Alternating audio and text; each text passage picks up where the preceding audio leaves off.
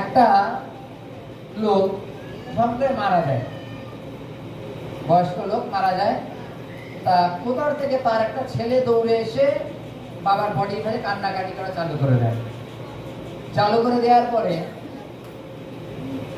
পাশে একটা লোক তাকে এসে বলছে, তুই তো তোর বাবার সাথে সম্পর্ক রাখবি না, বা বাবা তো তোর সাথে কোনো সম্পর্ক ছিল না, তা তুই এত কাঁদছিস কেন?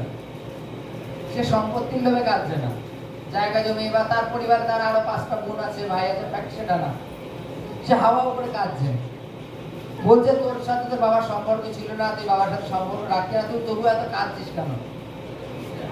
বলছে বাবা আমার যখন বেঁচে ছিল তবু মাথার উপরে একটা সাহায্য ছিল ছিল লোকে বলতো যে ওর বাবা আছে, কিন্তু এখন যে আমি কতটা অসহায় হয়ে পড়েছি সে আমি বুঝতে পারছি। বুঝেছি? এটা মানো। হালেলুয়া। তদানুসারে আমরা যে প্রভু আমাদের সকলকে অনুগ্রহ করেছেন, সকলকে তার রাজ্যে নিয়ে আসেন, ভালো কথা, কিন্তু এখনো প্রভু আছেন, এটাকে তোমরা এখনো অগ্রাহ্য করছো। যখন তোমাদের থেকে প্রভু খানিকক্ষণের জন্য সরে যাবে তখন বুঝতে পারবা যে আমরা কি ভুল করলাম, কি হারালাম। যদি বলি কেন, দেখো এটাই বাস্তব যে ঈশ্বর আমাদের বিভিন্নভাবে বাক্য দিয়েছেন মেনে চলবার জন্য, কিন্তু সেই বাক্য অনুপাতে আমরা কতজন চলি? হালেলুয়া। চলি আমরা? কেউ চলি না। চলো আমরা বের করি রোমিও 2:29। হালেলুয়া। পেয়েছি? 2:29 পেয়েছি। হালেলুয়া। এখানে কি লেখা আছে? কিন্তু আন্তরিক যে ইহুদি সেই জিহুদি, এবং হৃদয়ে যে তচ্ছেদ, যা অক্ষরে নয় আত্মায় তাহাই তচ্ছেদ, তার প্রশংসা মনুষ্য হইতে হয় না, কিন্তু ঈশ্বর হইতে হয়। হালেলুয়া। হালেলুয়া। মাত্র 4টে লাইন, কিন্তু তার অর্থ অনেক বড়। হালেলুয়া। আরে বাইরে একটা লাইন লেখা আছে যে মনের থেকে, হৃদয় কথাটা তো হচ্ছে মনের থেকে। এখানে লাইনটা লেখা আছে যে মনের থেকে যে জিহুদি সে জিহুদি, মনের থেকে যে তচ্ছেদ সে তচ্ছেদ। এটা কোনো অক্ষর দ্বারা নয় বা চিহ্ন দ্বারা নয়, কিন্তু প্রশংসা, তোমার প্রশংসা ঈশ্বর সদাপ্রভু হইতে আসুক। হালেলুয়া। লাইনটা খুব পরিষ্কার আর ক্লিয়ার। এখানে বাইবেলে কি বলছে? যে আমাদের পরিবর্তন, তাই তো? আমরা সকলে জানি যে আমরা যিশুর প্রার্থনা করি, আমাদের পরিবর্তন হয়ে গেছে, তাই তো? কি পরিবর্তন হয়েছে? Aadhaar card, I card, passport, visa, কিছু পরিবর্তন হয়েছে। চলো সরকার থেকে শুনেছি সাহায্য দেবে, যারা সংখ্যালঘু আছে তাদের সরকারের তরফ থেকে হয়তো প্রত্যেক মাসে 10,000 করে দেবে। তাহলে চলো আমার নামটাকে এফিডেভিট করে চেঞ্জ করে ফেলি, এখন আমরা খ্রিস্টান, তাই তো? নাকি বললে কেমন হয়? সরকার থেকে প্রত্যেক মাসে হয়তো 10,000 করে দেবে ভাতা। কাগজ কলমে তুমি খ্রিস্টান, কিন্তু মনে কি তুমি খ্রিস্টান? হালেলুয়া। মনে কি তুমি খ্রিস্টান? কাগজ কলমে যখন আমি খ্রিস্টান হয়েছি, আমার বংশ পরায় যতগুলো আসবে সকলেই সব খ্রিস্টান নামে আখ্যাত হবে, সকলেই 10,000 করে পাবে। জানো তো কিছুদিন আগে সকলে ওই ওবিসি কাট করার জন্য সব দৌড়ভাগ করছিল। সে ওবিসি হোক বা না হোক, সাহায্য তো পাবো। জানো তো এটা?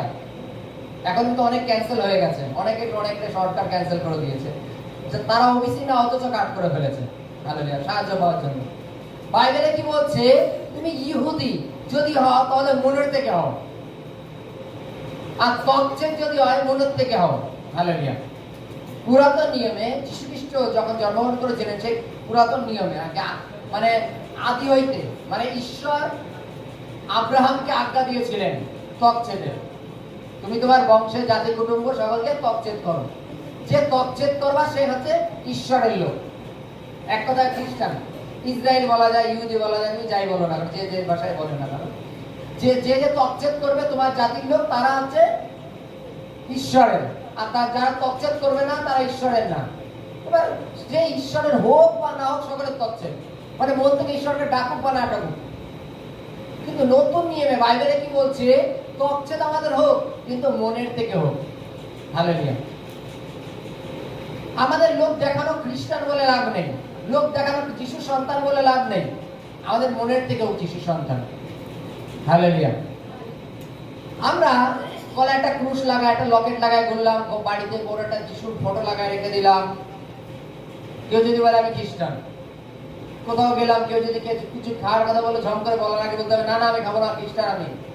এরকম লোক দেখানো খ্রিস্টান হয়ে লাভ নেই, লোক দেখানো যিশুর পথে চলে লাভ নেই।